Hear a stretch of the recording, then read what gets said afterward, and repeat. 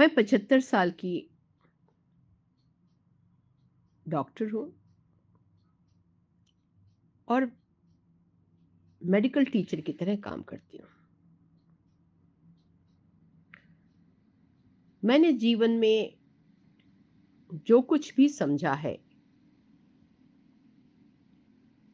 उसके माध्यम से मैं सलाह दूँगी, "न जिए उधार पर ज़िंदगी"। हमारे फैमिली फ्रेंड्स के बच्चे ने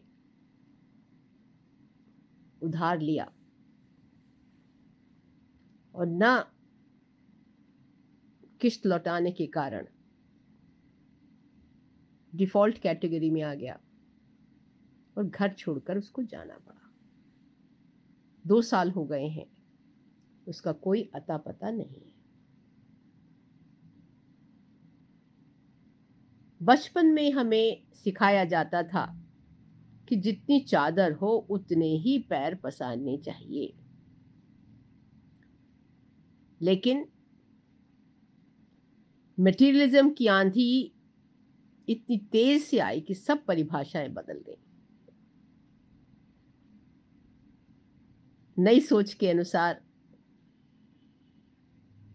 चादर बड़ी ले आओ, लेकिन पांव पसार।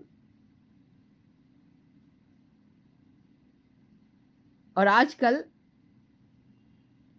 तो पांव तो पसारने, हाथ भी पसारना शुरू कर दिया है।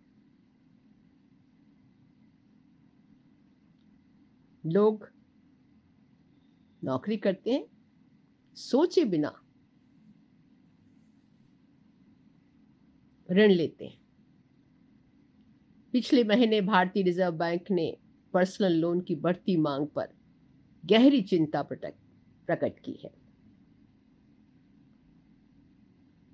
26% सालाना की दर से पर्सनल लोन बढ़ रहे हैं और इसका मुख्य कारण है कि लोन आपको आसानी से मिल जाते हैं। तो परेशानी क्या है? परेशानी ये है कि जिस तरीके से हम लोन लेते हैं, यदि व्यक्ति लोन चुकाने की क्षमता का ठीक से आंकलन नहीं करता है, तो संभव है कि अधिकांश लोग डिफ़ॉल्ट कर जाएँगे और पैसा वापस ना कर पाएँ। निश्चित तौर पर लोन देने वाली कंपनियां क्लाइंट पर दबाव बनाएंगी, जो कभी-कभी बड़ा कड़वा अनुभव होता है और इससे बैंक की हेल्थ पर भी बुरा असर पड़ता है।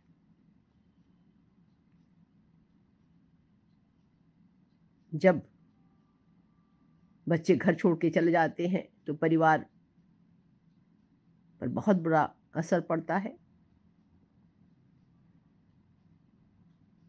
अगर आप मकान के लिए लोन लेते, तो ठीक है, पर कार के लिए लोन लेने की बात मुझे समझ नहीं आती। इस तरह ईच एंड एवरी चीज़ के ऊपर लोन लिया गया हुआ है और आप फँस जाते हो। और इन वित्तीय संस्थाओं का ईएमआई का भी कोई अजीब सा कैलकुलेशन है। उसमें ज़्यादातर ब्याज की धनराशि अधिक से अधिक वसूल करते हैं और मूल वहीं का वहीं रह जाता है। इसको समझने की ज़रूरत है। मेरी तो एक सलाह आपको रहेगी,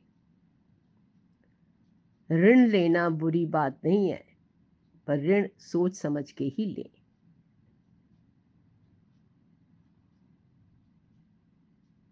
इससे दूर रहना ही भला है।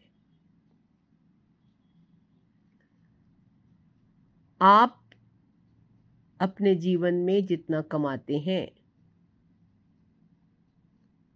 निवेश किस तरह से थोड़ा-थोड़ा किया जाए, जिससे कि आपकी सारी ज़रूरतें पूरी हो जाएँ। आमतौर पर लोगों को गणित करना पसंद नहीं है, जो कि निवेश में करना ही पड़ता है। ध्यान रहे, अपनी मेहनत की कमाई पर ही विश्वास रखें। पांव पसारने हों तो चादर उतने ही लें जो बिस्तर तक सीमित रहे, उसके बाहर ना जाए।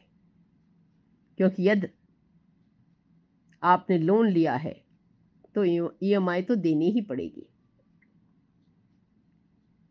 कोई भी निर्णय लेने से पहले उसके दूरगामी परिणामों को ध्यान में रखें और ये विचार करें, अथवा किसी अच्छे फाइनेंशियल कंसल्टेंट से बात करें और इस ट्रैप में न पड़ें जिस ट्रैप में हमारे परिवार के